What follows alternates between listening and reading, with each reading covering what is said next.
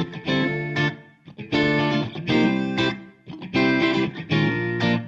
hi, Ebi. Very good to have you at BT. Hi, Kola. Thanks for coming. Thank you for having me. Yeah, I mean it's First time. Yeah, I know, right? I know. So what do you think about the space? I think it's great. I think there was a time when as a startup you had to, when you're either working from your bedroom, which honestly is not the most productive thing, or you were looking for a cafe or free restaurants where, of course, you're not getting that sort of seclusion.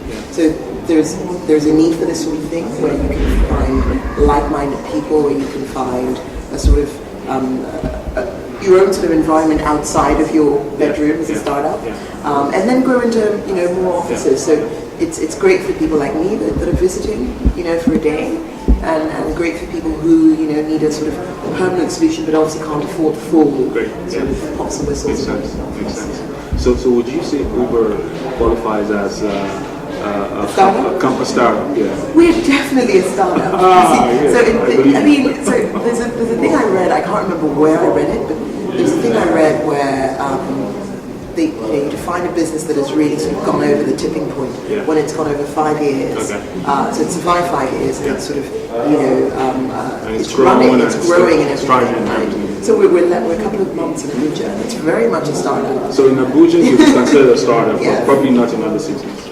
In some cities we're more mature. In a lot of cities, and a significant number of cities, we're still very much a startup. Accra, Abuja, even Lagos, you could argue, is still a startup. 2 years. Fantastic. Now we obviously Uber is more established in Lagos, and the Abuja market is sort of what will I say maturing. What would you say are the challenges you guys have faced in ramping up your business in Abuja? I think so. Every city has its nuances, right? And Abuja's no different to all the other cities that are out there in the world. In Lagos, it's traffic. In Abuja initially it was the petrol scarcity. That was a huge one. I think probably one thing that is starting to come is a different lifestyle. It's a different sort of customer.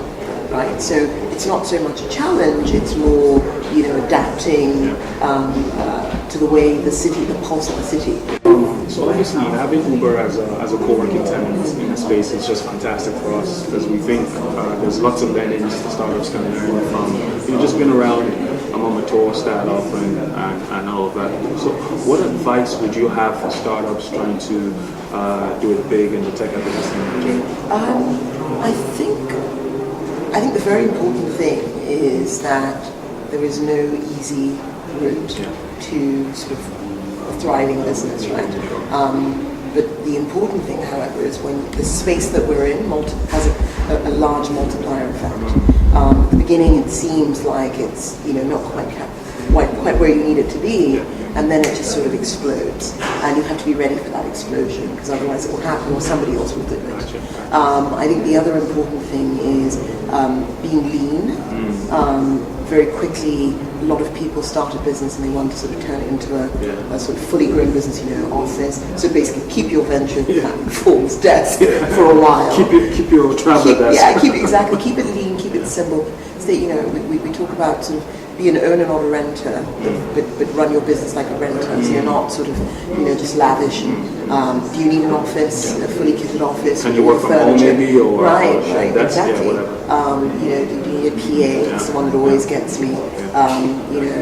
The people with PAs, it's like, okay, I get you're creating jobs, but maybe you use that job for something else in the business. So I think keep it very lean because that forces you to really almost processize everything, to think through everything and cut out all the fat.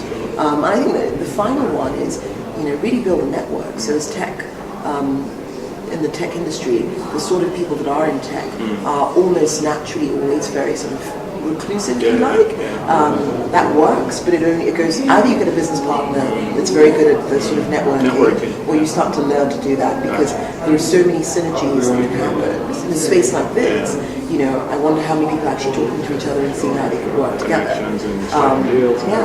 Exactly. But I think those are sort of the top things. And probably the final one is just Nigeria's people build during a time of during the sort of implied downturn.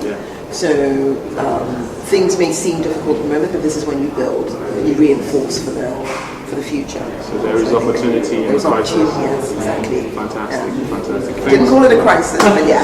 Hey, call it what you want, but well, thanks for coming, and we're very happy to have you as part of the venture startup community. Thank you for having me. And keep inspiring young Nigerians. Thank you. Thanks. Thanks.